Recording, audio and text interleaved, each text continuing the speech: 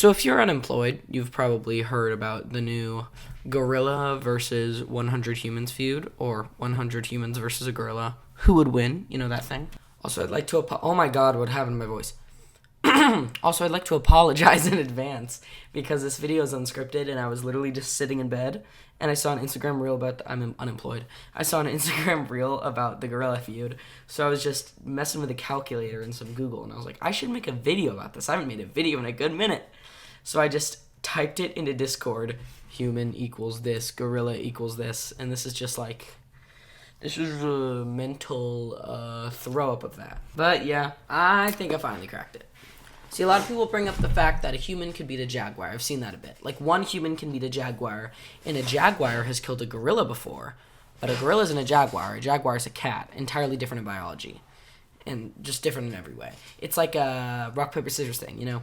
Human beats jaguar, jaguar beats gorilla, but gorilla is still going to beat human. It's just kind of a loop. Now, to really break it down, I wanted to make it relatable because, I'm going to be real, most of us don't know what 2,700 pounds of punch force feels like. So I thought, you know, like, you are a average, fully physically excellent male, you know, next to 10-year-olds, right? So picture this, you versus a bunch of 10-year-olds.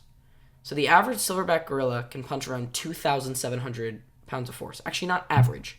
Max. They're max around 2,700 pounds of force. An adult trained human, not a pro boxer, but someone who's been in some fights, can hit with around 400 pounds of force. Divide that out. 2,700 divided by 400, and you get 6.75. That's basically 7 humans to match a gorilla's punch force. Now think smaller. The average 10-year-old punch has about 60 pounds of force. Sorry, not average again. Max. I did use ChatGPT for this. I'm sorry, but no one out there is measuring a 10-year-old's max punch force. So it's about 60 pounds, right? Now here's the thing. If you multiply 60 by 6.75, you get 405. So we're saying punch force, you know? That means that, so 60 is the max punch force of a 10-year-old. So 6.75 or 7 10-year-olds equals 1 adult male human who's been in some fights. So that means that to get the equal power of a gorilla in a pure punch force alone, that's a peak male fighter, right? Next to 7 10-year-olds. That equals it out. Now imagine that with 100. Imagine standing in a room with 7 10-year-olds. Could you fight them off? Probably. Would it be easy? Nah. Now imagine 100 10-year-olds all motivated, swarming you. It gets ugly. That's basically what it would look like for a gorilla to face 100 humans.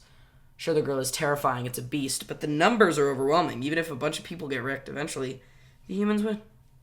And by the end, with all the math purely alone, if we're not talking about biology, 100 humans beats 1 gorilla. Probably, let's say, 20 could if we're just talking punch force.